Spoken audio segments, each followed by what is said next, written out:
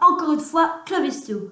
Aujourd'hui, sur quoi est ma vidéo? Le match numéro 1 entre les Canadiens de Montréal et les Rangers de New York.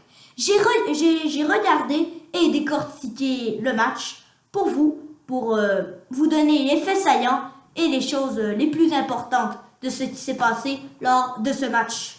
Le premier de la série.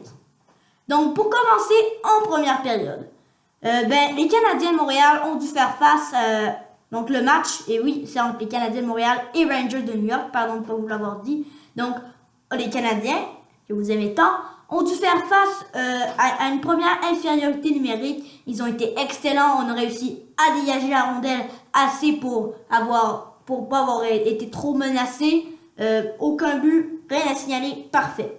Aussi, on a eu quelques bonnes séquences du côté des défenseurs en attaque. On tirait bien, on bombardait presque le gardien de but de la ligne bleue, 8 tirs dans les premières 10 minutes de la première période.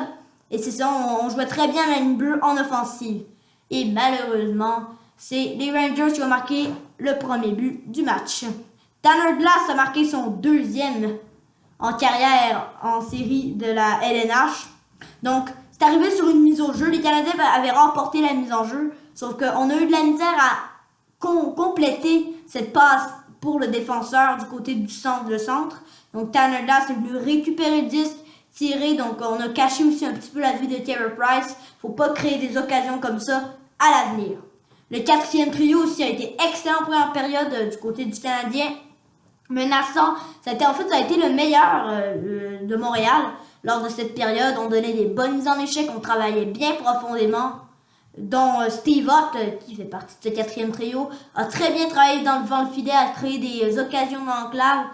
Aussi, j'ai vu ça en zone neutre quelques fois, et en zone défensive, on interceptait beaucoup de passes, donc on anticipait bien les jeux des Rangers. Mettons, on tente une entrée en zone offensive du côté de New York, interception des défenseurs, relance de l'attaque. On fait un tir, malheureusement pas de but. Ça aurait été mieux. Par exemple, une autre chose, je vous ai dit que Hart travaillait bien, on donnait des bonnes mises en échec du côté du quatrième trio, mais il faudrait quand même mieux s'imposer physiquement comparé aux Rangers de New York. Ils ont frappé pas mal fort et ont réussi à en faire tomber des joueurs pas mal plus souvent. Donc on tirait beaucoup aussi. Ils ont eu des avantages numériques. Ils ont eu les meilleurs. Ils ont été très bons. Mais Lundqvist a réussi à garder le fort. Maintenant, la deuxième période. Un très mauvais début. On commence déjà avec un retard de 1 but. Les Rangers mènent 1-0. On donnait beaucoup trop d'espace aux Rangers. On en avait le temps. Et New York avait vraiment le temps de manœuvrer dans le territoire, se faire des passes, créer des occasions. On comptait beaucoup trop sur Price pour faire les arrêts, surtout dans l'enclave. On était incapable les défenseurs, incapables de lober, même juste pour dégager, sortir quelques secondes du territoire. Impossible, on n'était vraiment pas capable. C'est ça, donc ce que je disais, on a même accordé 6 tirs. C'est moyen, à peu près lors des 6 premières minutes de jeu, vraiment pas impressionnant. Encore une fois, le quatrième trio s'est imposé, cette fois surtout profondément et derrière le filet. Mais le trio le plus menaçant aussi des Rangers était aussi le quatrième trio, vraiment là.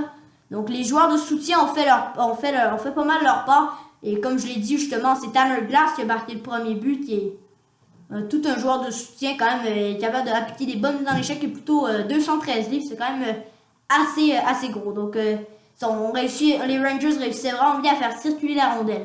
Ça, c'est la première moitié. Une autre histoire maintenant, la deuxième moitié.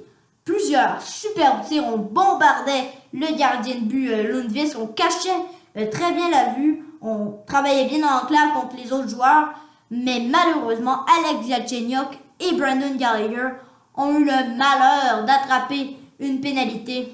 Et ça a mis fin aux chances à créer un 5 contre 3, mais heureusement, les défenseurs comme Jordy Ben et Shea Weber ont réussi à appliquer des bonnes mises en échec. On a bloqué vraiment plusieurs tirs. On s'est très bien imposé. On a réussi à se sacrifier. Et Price aussi a vraiment fait plusieurs arrêts assez importants dans cette deuxième période. Et maintenant, la dernière période, la troisième. Encore une fois, plusieurs bonnes occasions dans l'enclave. J'en ai vu une aussi. Andrew Shaw, après un tir de Andrei Markov, n'a pu malheureusement de jouer le gardien alors que la rondelle était totalement libre, un but béant. C'est des choses qu'il faudrait peut-être qu'il fallait compléter pour que les Canadiens créent l'égalité. On persévérait beaucoup ça en zone offensive. Mais on était incapable de marquer toujours. Donc on faisait plusieurs passes, on tentait plusieurs jeux, on tirait, mais Lundqvist était impénétrable. On jouait très bien en zone neutre, oui, au cours de cette troisième période. La rondelle circulait bien pour le Canadien, bien sûr. Donc là, je vous parle surtout du Canadien. Ça allait très bien, on n'avait pas trop de problèmes, on se faufilait bien. On complétait malheureusement pas les passes pour entrer en zone offensive pour le Canadien de Montréal. Donc oui, ça allait très bien, super bien en zone neutre. Sauf que là, le moment de faire la passe pour qu'on soit en territoire des Rangers de New York, on n'était pas capable. Soit qu'il y avait un hors-jeu, soit que la rondelle allait jusque derrière le filet ou ça déviait. Et c'est à cause de ça qu'on n'a pas réussi à concrétiser les occasions que parfois les joueurs, comme j'en ai vu une aussi, Artturi Lehkonen s'est bien imposé dans ces situations-là. On a déjà fait une passe, donc là, il était libre, mais il n'a pu compléter, il a raté la cible. Donc c'est des occasions qu'il faudrait qu'on concrétise à l'avenir. Et la troisième période n'a pas été excellente au niveau des tirs. C'était pas une période très excitante, honnêtement. On a été assez calme du côté du Canadien. On n'a pas tiré beaucoup, mais au moins on a tiré les tirs qui étaient on a bloqué les tirs en défensive. Et aussi, je pense, ce qui a créé la défaite du Canadien 2-0, je vais vous le dire. Chris Kreider qui a marqué dans le filet désert. Le gardien a été retiré beaucoup trop tôt. Il y a un écart d'un but. Ton équipe perd 1-0. C'est le premier match des séries. Tu ne retires pas ton gardien alors qu'il reste 1 minute 48. Moi, je l'aurais plus retiré vers 1 minute. C'est beaucoup trop tôt. Ça, j'ai vu quelques fois aussi Claude Julien qui avait pris cette habitude-là de retirer ses gardiens, c'est surtout Price, trop tôt.